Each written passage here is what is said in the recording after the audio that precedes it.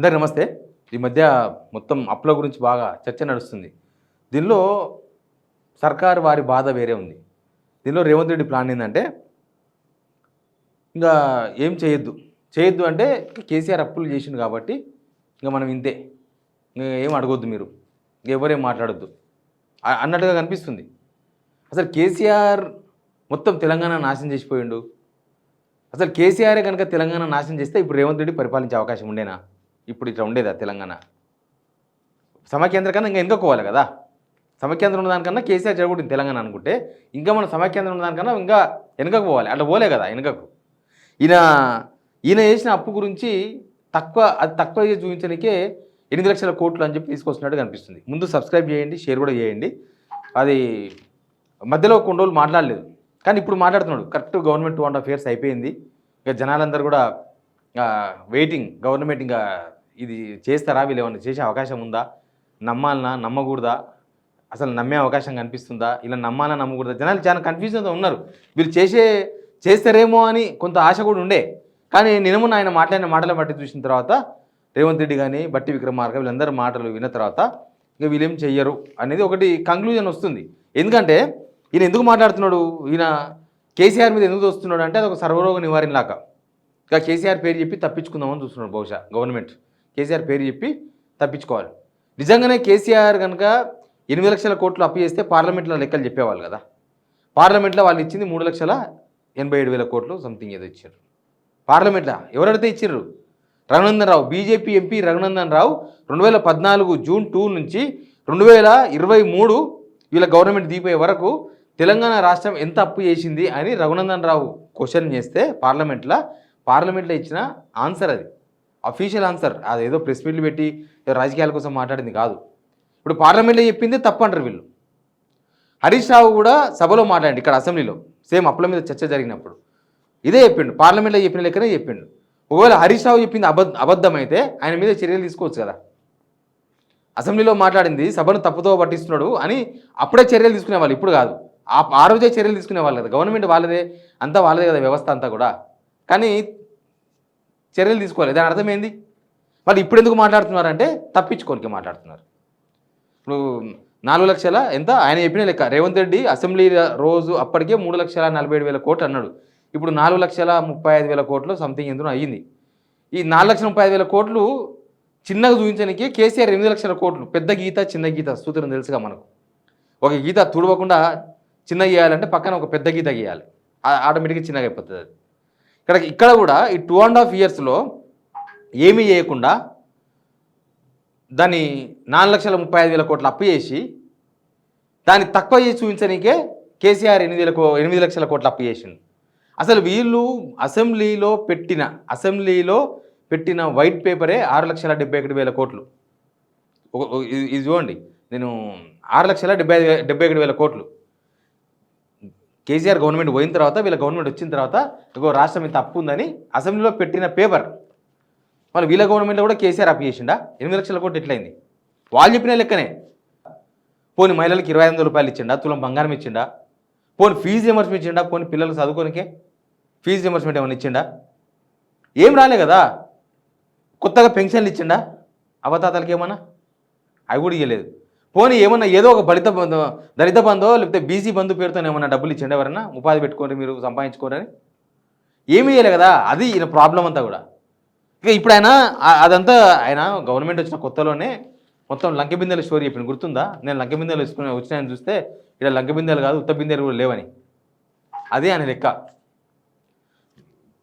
Assembly ముందరనేమో elections ముందరనేమో మాకు తెలుసు ఈ రాష్ట్రం ధనిక రాష్ట్రం, మాకు తెలుసు 6 గ్యారెంటీ ఎట్లా అమలు చేయాలో మాకు తెలుసు అని వీళ్ళిద్దరు బట్టి విక్రమార్క, రేవంత్ రెడ్డి, ఇంకా మినిస్టర్లు వాళ్ళు వీళ్ళు గవర్నమెంట్ వచ్చిన తర్వాత కూడా మాట్లాడినారు.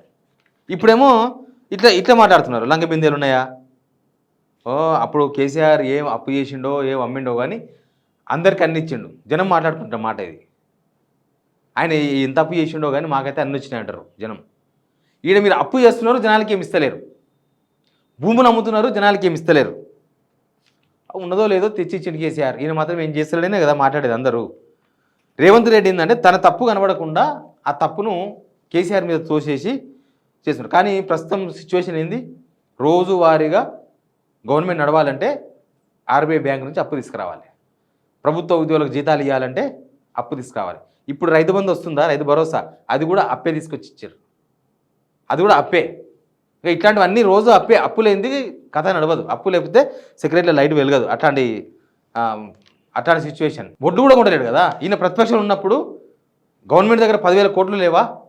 10,000 కోట్లు ఉంటే మనమే మొత్తం కొని వడ్లు ఎక్స్పోర్ట్ చేయొచ్చు. 10,000 కోట్లు లేవా మీకు అని అప్పుడు గవర్నమెంట్ని అడిగిండు రేవంత్ రెడ్డి. మరి ఇప్పుడు లేవా 10,000 కోట్లు? ఇప్పుడు ఎందుకు వరేయద్దు? లేకపోతే సెంట్రల్ గవర్నమెంట్ కొనదంట, వాళ్ళు ఎంత కొంటామంటే మేము అంతే కొంటాం, లేకపోతే మేము కొనం. మొన్నదాకా చూసినాం కదా ఎంత ఇబ్బంది పెట్టిండ్రు రైతులు, ఎంత అదైనరు. 10,000 కోట్లు లేవా? మరి 10,000 కోట్లు ఇక్కడ ఖర్చు పెడతలేదా గవర్నమెంట్? అన్నీ ఖర్చు పెడుతున్నారు. ఇట్లా కేంద్రము చెప్పిన తర్వాత కూడా కేంద్రం చెప్పింది తప్పు. స్కీమ్స్ ఇంకా ప్రభుత్వ పథకాలు ఇచ్చే టైం ఇది. ప్రభుత్వ పథకాలు ఇప్పుడు ఇవ్వాలి. ఏదో ఒకటో రెండో ఎక్కడన్నా ఒక దగ్గర స్టార్ట్ అయ్యి ఇంప్లిమెంట్ చేయాలి. అది చెయ్యలేక ఇవన్నీ మాట్లాడుతున్నారు. అది చెయ్యనీకి అవకాశం లేదు. ఎందుకు లేదు అంటే గవర్నమెంట్ ఇన్కమ్ ఆడికాడికే ఉంది. ఇప్పుడు కేసీఆర్ నాశనం చేసిపోయిన తెలంగాణ అన్నాడు కదా. కేసీఆర్ నాశనం చేస్తే తెలంగాణ వచ్చినప్పుడు మనకు 62,000 కోట్లు ఏంది మన ఇన్కమ్ సంవత్సరానికి. ఇప్పుడు 3 లక్షల కోట్ల బడ్జెట్ ఎట్లా పెడుతుండ్రు? 3 లక్షల కోట్ల బడ్జెట్ ఎట్లా పెట్టింది? ఈ గవర్నమెంట్ కూడా పెట్టింది కదా. సరే కేసీఆర్ గవర్నమెంట్లో పెట్టిన బడ్జెట్ అంతా కూడా అదంతా డూప్లికేట్ అనుకోండి. మరి ఈ గవర్నమెంట్ వచ్చినాక మరి 67,000 కోట్ల నుంచి 3 లక్షల కోట్లకి ఎట్లా వచ్చింది? 10 సంవత్సరాలు నాశనం అయితే 10 సంవత్సరాలు ఏం చేయకపోతే రేవంత్ రెడ్డి ఏం చేసినాక మనం వడ్లలో నెంబర్ 1 ఉన్నాం? రేవంత్ రెడ్డి ఏం చేసినాక తెలంగాణ ఇప్పటికీ కొన్ని విషయాల్లో నెంబర్ 1 ఉన్నాం? తెలంగాణ డెవలప్మెంట్ రేవంత్ రెడ్డి చేసిందా? కేసీఆర్ నాశనం చేసిండు, ఒప్పుకుందాం. ఇప్పుడు రోడ్లు వేసింది రేవంత్ రెడ్డి అయినా, ఇక్కడ కలెక్టర్ ఆఫీసులు కట్టింది రేవంత్ రెడ్డి అయినా, ఎస్పీ ఆఫీసులు కట్టింది రేవంత్ రెడ్డి అయినా, కలెక్టర్ ఆఫీసులు జిల్లాలో ఉన్నాయి మొత్తం, అవన్నీ రేవంత్ రెడ్డి కట్టేసిండా? మండల కేంద్రాల నుంచి జిల్లా కేంద్రాలకు 4-వే రోడ్ వేసిండ్రు, అవన్నీ రేవంత్ రెడ్డి వేసిండా?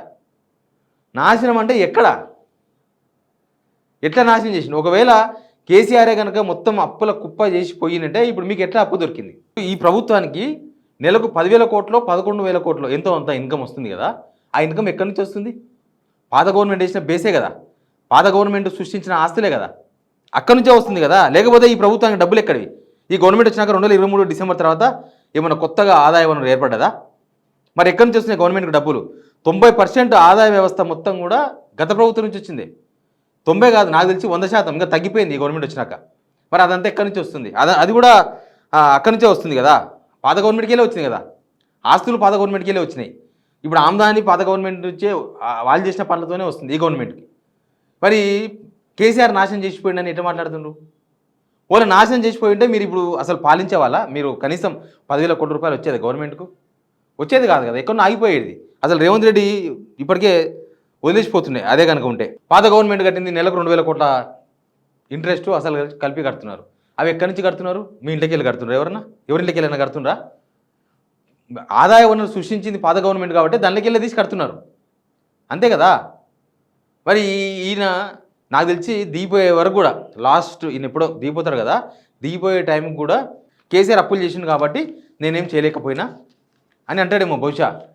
ఎప్పుడైనా ఇదే మాట మాట్లాడతారు. దానికోసమే ఇవన్నీ సన్నాయి నొక్కులు నొక్కుతున్నారు. ఇదంతా ఇదే, దానికోసమే ఇప్పటి నుంచే స్టార్ట్ చేసిండ్రు. 2.5 సంవత్సరాలు కాగానే కేసీఆర్ అప్పుల పాలు చేసిండు కాబట్టి మేమేం చేయలేకపోతున్నాం కాబట్టి ఇంకా స్కీమ్స్ అడగొద్దు అన్నట్టుగా మాట్లాడుతున్నారు.